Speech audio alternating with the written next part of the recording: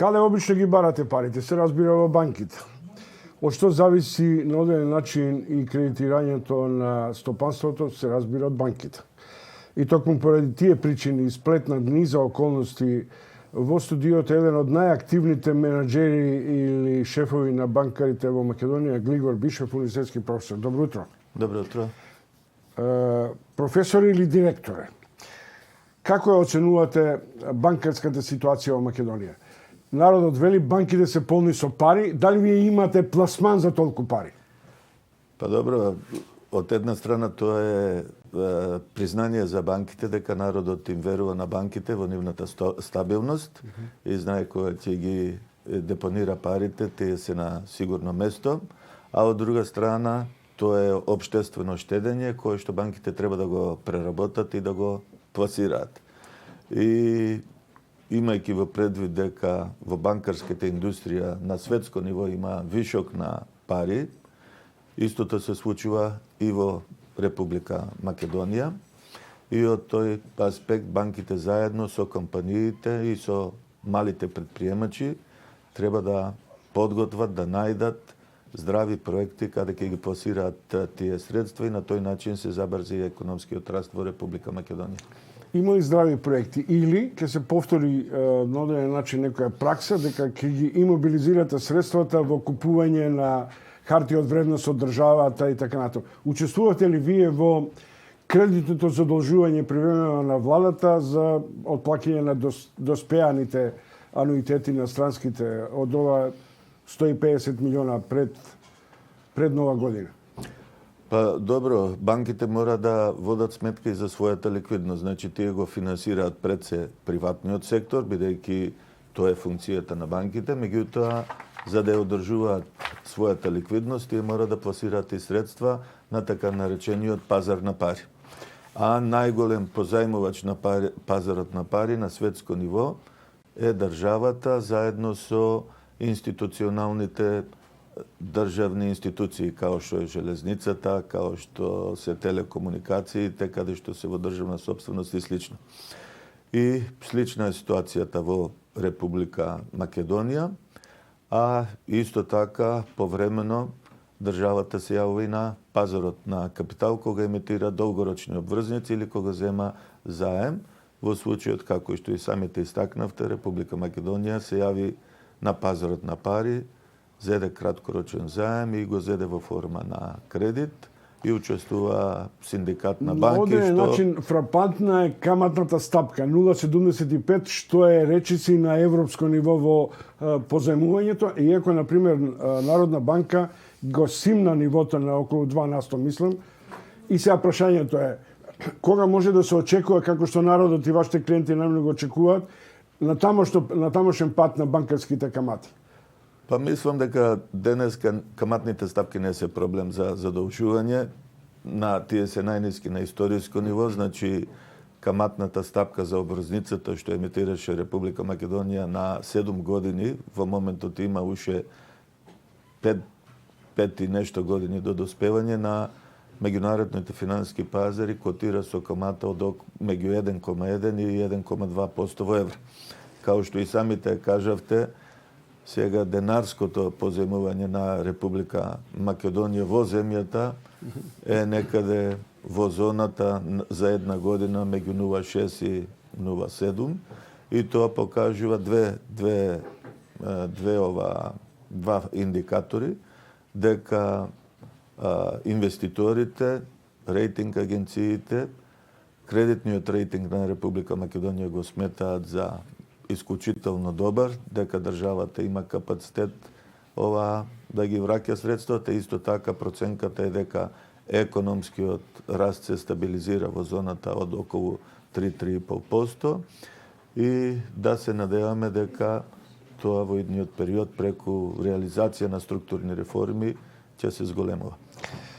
Дали и натаму банките се под некаков стрес за издвојување на фондот за ризици, за пласманот на ризици? Колкава е толкав процент кој морате да ги имобилизирате по налог на Народна банка?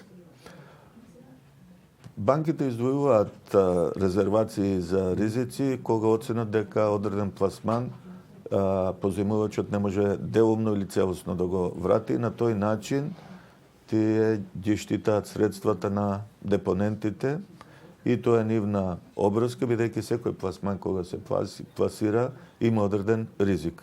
И експертизата на банките е да проценат што помал дел од пласманите да не можат да се враќаат. И тоа е дел од веројатноста за банкарското работење. И од тој аспект, доколку одреден пласман не може да се врати, тога банките мора 100% да го резервираат.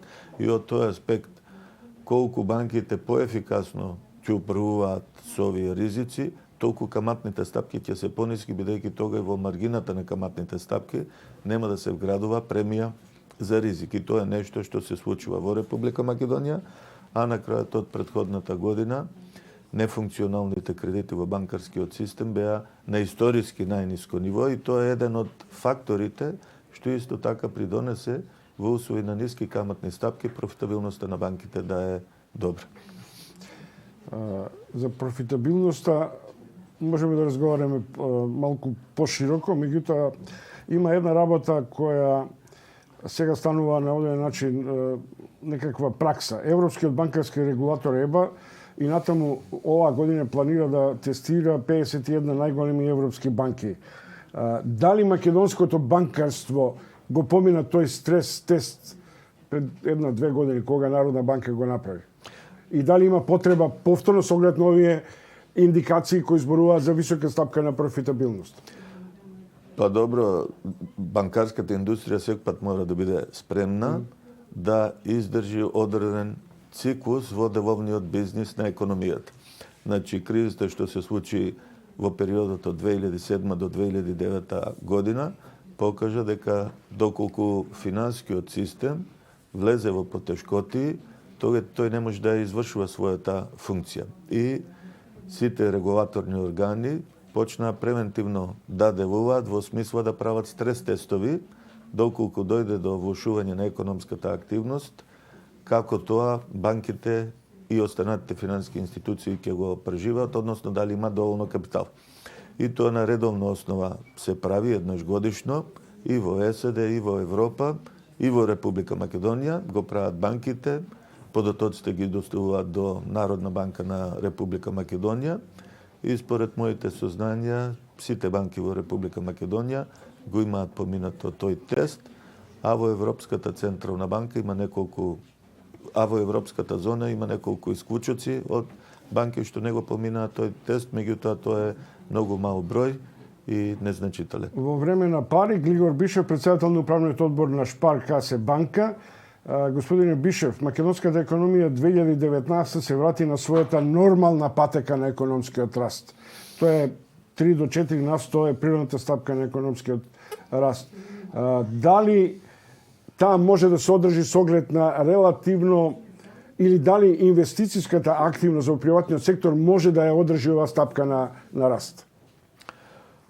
Па нивото на инвестиции на приватниот сектор во овој период се на исклучително високо ниво, меѓутоа нето извозот во 2019 година беше негативен или близок до нула, што значи нивото на раст на извозот и увозот се нетира измеѓу себе. Што значи да имаме дефицит во размената со светот?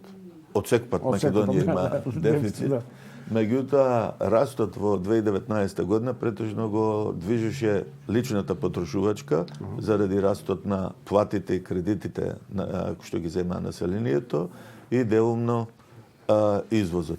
Во идниот период, како мала и отворена економија, исто така нето извозот мора да даде свој голем придонес за растот на македонската економија и тога ќе може македонската економија оваа природна стапка да ја дигне на многу повисоко ниво и најверојатно во зоната меѓу 4,5 и 5,5%.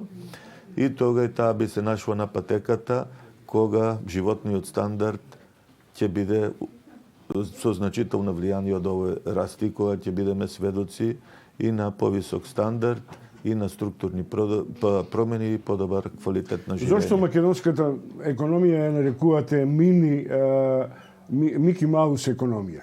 затоа што таа базира на големите капацитети, а малите фирми кои се преку 80 и кусу малите и средни, се уште недоволно партиципираат во остварувањето на GDP-то, извозот и така натаму. Па ако видите од вкупниот број на компании што се основани, само 1% отпаѓаат на така наречени големи компании кои што вработуваат над 200 вработени. Значи, македонската економија претежно ја движат тие мали компании и формулата за забрзување на растот и подигнување на нивото на природната стапка на раст е како тие мали компании да станат многу подинамични и да ги префрлите во средни компании или големи компании, бидејќи големите компании се тие што најмногу извезуваат. Каков ризик или каква проценка во финансискиот инженеринг имате во однос на стимулацијата на развојот на малите и средните предпријатија? Дали бегате во сигурните пласмани со државата и кај големите, а малите остануваат на оден начин маргинализирани? Па банките у принцип управуваат со ризикот и тие сакаат да прифатат понизок ризик, меѓутоа и покрај тоа малите и средните компании стануваат значајни клиенти на банките кои ги финансираат. Ние кој Шпарка за банка Македонија отидовме дури со проект за финансирање на стартапи, на идеи кои што по правило не го прават банките, сакајќи да ја покажеме нашата општествена одговорност. Меѓутоа, ќе мора во идниот период, доколку се сака поголема иновативност, поголемо финансирање на малите, средните и стартап компаниите, да се направи некој модел за поделба на ризикот меѓу банките, меѓу државата или меѓу одредени меѓународни финансиски институции, како што е Европскиот инвестиционен фонд, кој што има одредени шеми за делење на ризик при финансирањето на малите и средни компании. Шпарка банка ја откупи Societe Generale, поранешна Охридска банка. До година станувате единствен систем. Кај се наредени во вкупниот капитал, кај сте во кредитирањето и во високост или во профитабилност? Во првите 5 банки. Па новата интегрирана банка ќе биде четврта банка според вкупната актива. Според вкупните кредити ќе биде трета, а според кредитите на компаниите, доколку состојбата ја наблюдуваме со биланс 31.12.2019 година, ќе биде на второ место. И она што е значајно, значи зад неа ќе има една голема групација која има експертско знаење и ќе може да ги поддржи како малите, така и големите проекти во Република Македонија. Професоре Бишев, ќе прашам нешто што се уште ние во Македонија го сметаме дека е далечно, а се навестуваат ветришта на евентуална посериозна криза после кинескиот вирус. Како вие ги оценувате или очекувањата дека тоа може да најде на промени во светската економија? Веќе Apple има резервации кон нарачките кон Кина, ние имаме одредени кредитни аранжмани, се намалува според Bloomberg и нивото на увоз на нафта како еден од најголемите енергетски зависници за нафта во Кина. Тоа што може да предизвика? Денес Кина е по апсолутниот износ на бруто домашниот производ е економија број 1. И од тој аспект кога економијата, светската економија број 1 се соочува со успорување на економскиот раст, значи таа има огромно влијание на светската економија. Во Република Македонија тоа влијание ќе дојде индиректно, затоа што нашата економија нема некоја позначителна поврзаност директно со Кина, меѓутоа преку останатите економии, кои што тоа влијание ќе се пренесе, ќе има влијание и врз македонската. Да се надеваме дека ова вирусот во Кина нема долго да трае и имајќи во предвид дека после големата светска криза светската економија вгради доста стабилизатори, како во финансискиот сектор, така и во реалниот сектор, и доколку ова не се пролонгира, успорувањето ќе биде од краток рок, кој што долгорочно гледано може и да нема големо влијание. Меѓутоа, доколку ова состојба со вирусот има продолжено влијание, тогаш светскиот раст значително ќе успори. Благодарам, тоа беше Глигор Бишев, председател на управниот одбор на Шпарка банка, која од наредната година со интеграцијата со Охридска банка ќе бидате една од водечките банки во Македонија. Останува во некое догледно време да разговараме за новите современи дигитални облици на банкарство, што веројатно зависи од општата култура наша и од динамиката на финансиските трансакции. Благодарам што бевте гости.